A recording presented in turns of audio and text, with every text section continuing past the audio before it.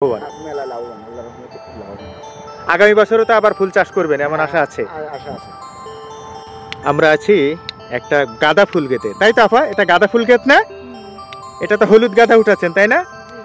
এই যে আমার এই আপা ক্ষেত থেকে একেবারে তরতাজা হলুদ গাঁদা উঠাচ্ছেন আর পটপট করে শব্দ করছে। দেখুন, এটা আমাদের শুনতে খুব ভালো লাগে। এই যে এটা গামলায় করে উঠাচ্ছেন তাই তো? আচ্ছা, এই ফুল উঠানোর কাজ প্রতিদিনই করেন নাকি আপা? আচ্ছা, এটা আপনারা আপনাদের মজুরি কেমন, কিভাবে দেয়া হয়? হাজার হিসেবে দেয়, তা 100-150 টাকা করে হয়, 200 টাকা হয়। মানে বাড়ির কাছেও করা হচ্ছে, মোটামুটি একটা পকেট খরচের মতো। পুরুষ মানুষের তো পকেট খরচ হয়, আর আপনাদের মোটামুটি একটা সংসারে সচ্ছলতা সেই টাকা দিয়ে, তাই তো? এই পুরা ফুলের সিজনে তো এই কাজটা করবেন না? আমরা তুলতে গেলে মনে হয় তো ফেটে ফুটে যাবে, কিন্তু আপনাদের তো দেখছি এরকম হয় না। কত সুন্দরভাবে এই যে আমার এই আপা ফুল উঠাচ্ছেন, দেখুন পটপট করে শব্দ হচ্ছে। ক্ষেত থেকে নাকি আজকে এই ফুলগুলো বিক্রি করে দেওয়া হচ্ছে, তাই তো? আচ্ছা, আমি একটু দর্শকদের জানাই যে বাইরের একজন খরিদ্দার 5000 ফুল নেবে। এই যে ক্ষেতের আমি ভিডিওটা ধারণ করছি, এই ক্ষেতে হলুদ এবং লাল দুই ধরনের গাঁদা রয়েছে। এই ক্ষেতটা হচ্ছে যশোরের ঝিকরগাছা উপজেলার আশিংড়ি আফিল ফার্মের ঠিক পশ্চিম পাশে। আমি একটু ক্ষেতের দৃশ্যপটটা দেখাচ্ছি। এই যে দেখুন, কি চমৎকার একটা দৃশ্য। এটাও অবশ্য আমাদের এই যে বাংলাদেশে ফুলের রাজধানী বলা হয় পানিসারা ফুল অঞ্চল। এই শীতের মৌসুমে এই পানিসারা ফুল অঞ্চলের বিভিন্ন ক্ষেতে এরকম চোখ জোড়ানো দৃশ্য দেখলে আসলে প্রাণটা ভরে যায়। যে পাশে এক চাচি আম্মা উঠাচ্ছে, ওই চাচি আম্মা হলুদ গাঁদা উঠাচ্ছে, আর এই পাশে এই আপা ইনি হলুদ গাঁদা উঠাচ্ছেন। আচ্ছা, এই লাল গাঁদা উঠাবেন না?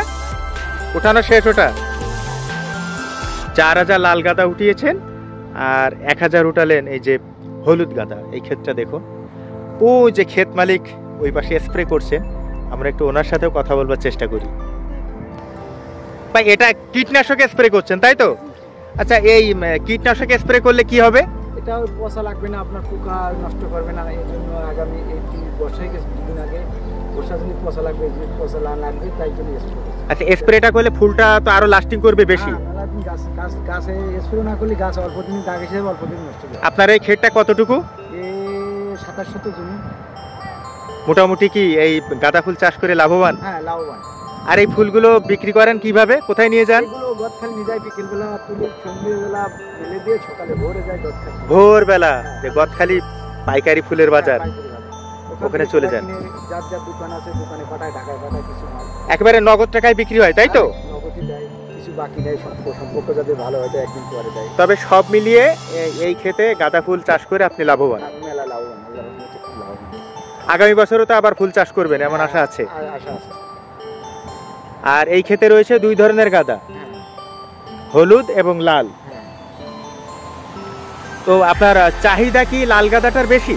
লাল গাঁদার চাহিদা বেশি, আর হলুদ গাঁদাটা একটা অনুষ্ঠানে আপনার একুশি 16 ডিসেম্বর এগুলো অনুষ্ঠানে একটু বেশি টান হয়, আর লাল সব সময় আপনার চাহিদা বেশি।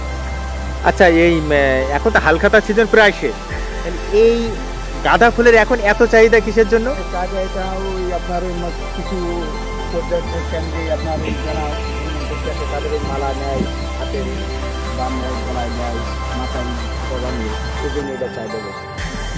আচ্ছা, আগামী বছর এই গাঁদা ফুল চাষ ঘিরে কি পরিকল্পনা, কতটুকু চাষ করবেন আগামী বছর? আগামী চাষ ধরে ডবল করবে, ডবল করা